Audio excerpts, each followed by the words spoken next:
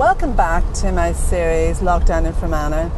Over the past several months I've been talking to a lot of people, and one of the themes that is really coming through is that because of lockdown, people have had the time and the space to think, to contemplate their lives and to ask some big questions, and for many people that has been life-changing.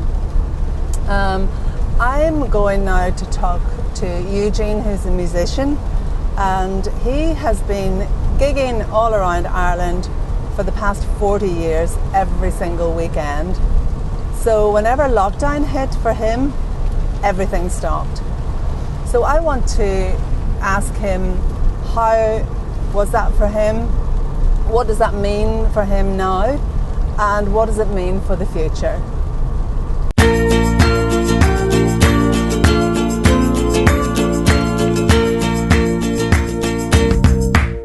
All my life has been spent playing music, writing music, touring, just continually music. There was never, certainly never a weekend in 40 years since I started that I wasn't out playing.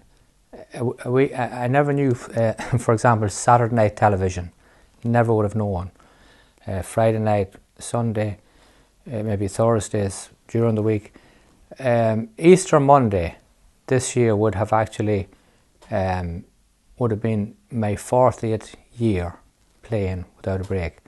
And I remember because it was a wedding we done in Belcoo, and the couple were celebrating their 40th wedding anniversary, and we were hoping to have a night for that, and of course that fell a month into lockdown, where everything had come to an end, so suddenly as well. So looking back, all through those 40 years, it was just continuous band after band until I finally gave up the bigger bands, I think in 2006, which was the Jimmy Buckley Band. Went out on my own, struck out on my own after that, which lucky enough continued to, with the same amount of weekend work, never a weekend off. Joined up with a guy called Brendan McGee, where we done social dancing, which was a lot of midweek work. Again, just focused on the music, nothing else. So the music was probably part of me more than a job, but it's just everything that it was, between writing and doing backing tracks for other people. It was nothing else, only music. Well, Monday the 9th of March, I remember going along listening to the radio, and this new word, COVID-19 or coronavirus, which was something that, first of all, it's just Wuhan was somewhere you began to hear of, and it didn't really come into what life was for me, or I thought that was just something that happened somewhere else. And so going along on the radio, it became more and more apparent this could possibly make a change. But you'd be thinking it's not really going to matter that much, So that Monday was the first time playing in Donegal. Someone was saying, "Oh, we mightn't see you for a while, And when are you back here?" And I said I'd be back in June, and they said, "Oh, well, of course it'll be long forgotten by then. Maybe a month, maybe 5 weeks. We'll be back." You know what I mean? So then the Wednesday night we were in Castle Bar, and it was a 3-day event. So I remember there was some people missing again. That's the first time that you began to be aware people weren't coming out. And then into that weekend, the Friday night it was in Lisnaskea, which was still okay. Then the Saturday night, I remember the Saturday the 14th, we had a lady, she had her 70th birthday party in the Westville Hotel, and she had invited 120 people and only 60 came. And that was when we began to realise this is more than just a passing something. There's more to this. Then the Sunday was cancelled and the Monday was cancelled, and St. Patrick's Day was the last night I went out to play. Now, it was a sombre enough event. Now, there was a birthday party held that night as well, but apart from that, there seemed to be some sort of an atmosphere in the air. The bar stools had been taken out at that stage, and I packed the gear, and I was saying this could be a while, but not realising how long it was going to be. So the following Friday night was when we were supposed to be back out on the road again. We were supposed to be in Swinford, Brandon and myself. And suddenly, after 40 years, I can only compare it to, like, if you've ever seen a greyhound race, the greyhound, after the hare, run as fast as he can. Suddenly, he crosses the line and the hare has disappeared. And the greyhound is looking around wondering, what's next? What was all this about? You know, what will I do now? And that's how I felt. Because it was all I had known. It was all I could do, and suddenly I had nothing to do. So for that weekend, you should be thinking, well, this could be just a short thing, you know, maybe make the most of it. So that's when I began to look around to see what could be painted. So the next, the weather was good, so gradually got out, done a little bit of painting, bits and pieces, try and get gigs, not be looking at a diary and thinking where I should be, you know, just to get the music, you know, out of my head, you know what I mean, forget about it for a while. And then, I suppose about 3 weeks in, I was in the kitchen and Tina was watching television, and I could hear this, "Oh my God," as women say, "Oh my God." And so I went in to see what had happened to her, and she was looking at the news on the television, and there was a picture of a young nurse who had died, and she had left 2 young children behind. And so I suppose at that realisation, then you realise this is more than this is more than just not being able to gig. You know, there's a bigger picture here.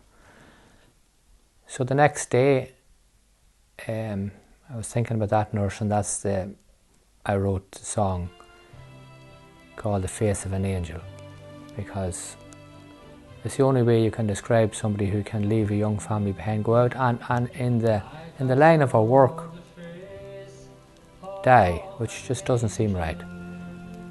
So I wrote the song "The Face of the Angel" and recorded and put it up on Facebook, and within maybe 10 days it had 8,000 views, which was a lot for me to get. And people began to comment on it and send me messages, and then a girl from Derrylin, Martina Maguire, a lovely singer, she done a version of it. A girl from Connemara, Katrina Cavan once, she done a version, and a chap from America done a version. And when I was up in Oma, Tina, her daughter, Sinead Taggart, and Sinead just casually sat down with a guitar and sang the song. Tonight I saw the face of an angel. She gave her life to save another soul. Again, you don't realise it when you're in a race, when life was just coming back from gig, getting sleep, getting ready, going to the next gig, thinking about the next gig, coming back, getting sleep, going on, and that was it. So when everything like that was gone, you have to think, what is life? You know, what am I playing to live or living to play? You know, so.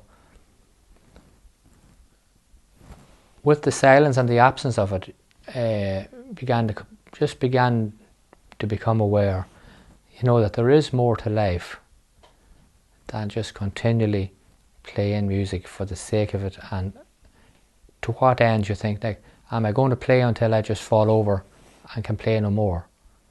And then what? Life is over. So what is it that you gain from doing your gigs? Is it the social aspect? Is it the fun? Is it, you know, what is it that is your win? well, it's the interaction with the audience, it's the music itself, it's the I suppose the feedback you get from the audience. It's you have to agree to it. It's the financial aspect of doing the work, but overall, it's just becomes part of who you are, really. And it's if you're not doing it, it's like an emptiness that seems to build up inside. You know, like there doesn't seem to be any purpose in life when something you've done for so long and something that has been part of you for so long is taken away. Who are you? What am I? You know, because all my life, I suppose, I have been associated with this, and it wasn't just the music, it was who I am. It was an identity. Maybe in lockdown, or this has been a blessing in disguise perhaps for me, because it was somebody else pulled the brake. I didn't do it. And maybe if it was left to me, I honestly think I wouldn't have done it, because I would have done it next month, and then I'd just carry on. Things are going good, I'll do another year. And I know when that year was done, I'd do another year, because it is, I have to admit, it is an addiction. And and like any addict, it's very difficult to stop when you're in that rut of just doing something. After 40 years, I certainly had a good rut developed. So I think when somebody else pulled the plug, when the choice was taken away, I began to think then, why am I doing this? You know? So I began to see that there are other things in life and other people outside of the music world that I would see them, but I wouldn't look at them, or you just wouldn't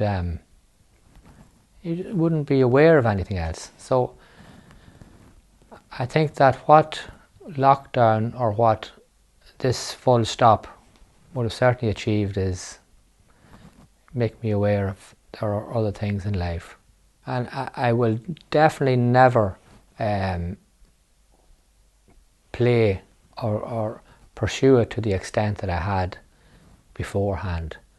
And I'd like to go back to having music back to the beginning, more for fun than for monetary gain, and just a little bit now and again, even once a week. If a little party comes along, do it. If not, don't worry. Just think of other things in life. Think of spending time with other people who there's lots of people around who you just lose touch with people because you're focused on one thing.